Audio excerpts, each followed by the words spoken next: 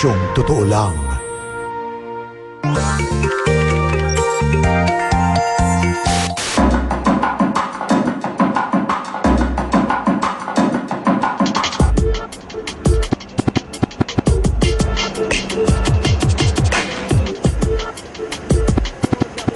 Dito sa maunlad na bansa ng Singapore, unti-unti nang nagmamarka ang ilang mga professional Filipino overseas workers.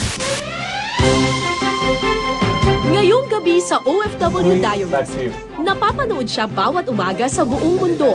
Si Rico Hizon, ang kauna-unahang Filipino news anchor ng British Broadcasting Company o BBC. Hello everyone, glad you could join us for this edition of the Asia Business Report on BBC World News. Sa Singapore, may exhibit ang 11 Pinoy artist.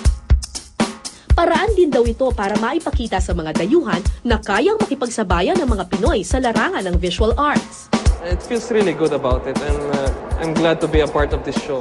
Ipagmalaki po natin ang galing ng mga Pilipino. Ako po si Cara David mula po dito sa Singapore para sa OFW Diaries. Bago siya nakilala sa buong mundo, isa muna siyang dating kapuso. Mula sa GMA7, nagtatrabaho na siya ngayon sa British Broadcasting Corporation o BBC dito sa Singapore. Kilalanin po natin ang aking dating katrabaho, ang ating kapusong si Rico Hizon.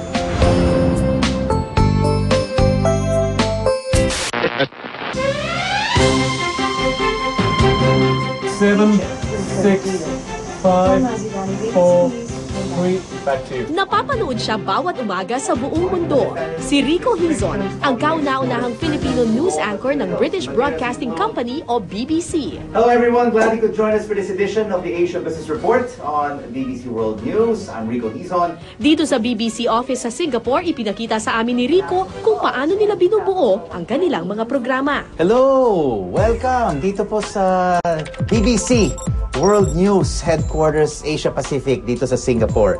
Thank you so much for coming. Talagang nagagalak kami na nakapunta kayo rito sa aming newsroom. Ayan, para pakita ko sa inyo kung nangyayari dito, walang tao.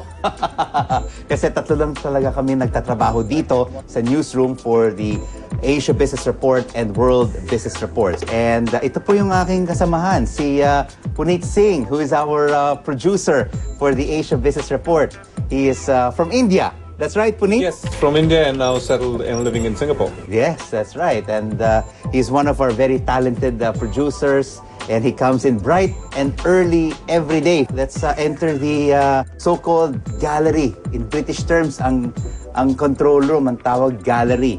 And this is Nizam, our technical director and cameraman. Maybe you could say something to the viewers in the Philippines. Well, hi, I'm Nizam, doing BBC shooting, gallery, studio, everything. So that's my kind of work. Dito kasi multitasking kaming lahat eh. I present, I anchor, I also report, I also write the news. So ito yung studio sa Singapore. Kaya nakikita nyo sa likod, hindi peke yan. Mga kaibigan, hindi peke yan. Totoo yan. This is the real skyline of Singapore. Apat lang ang studios ng BBC sa buong mundo. Sa London, sa New York, Washington, at dito sa Singapore. Dahil napaka-demanding ng kanyang trabaho, striktong-strikto si Rico, lalo na sa kanyang sarili. Importante talaga yung work ethic dito sa trabaho ko. Kasi I've been a morning news anchor matagal na. Since my time at GMA7. So it's 19 years and counting. Kung lumalabas ako ng gabi hanggang 8:30 or 9 o'clock lang kasi kailangan ko matulog because I also have a responsibility to my viewers on a daily basis na I have to be fresh, I have to be alive, I have to be active. Kahit mahigit 10 taon na siyang nagtatrabaho sa isang international news network, patuloy pa rin sa pagtuklas si Rico.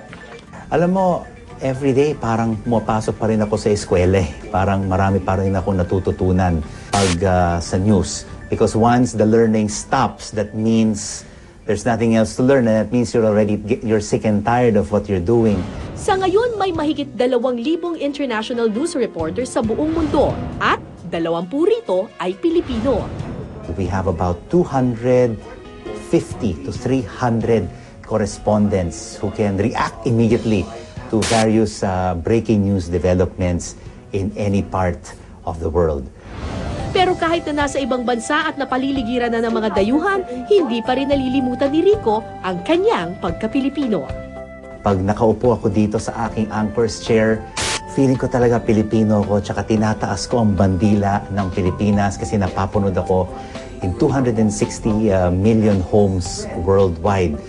Pero bago naging isang international news reporter, si Rico Hizon nagsimula muna bilang isang reporter sa GMA7. Talaga pong maraming tao. Nakikita po natin yung mga tao, may mga...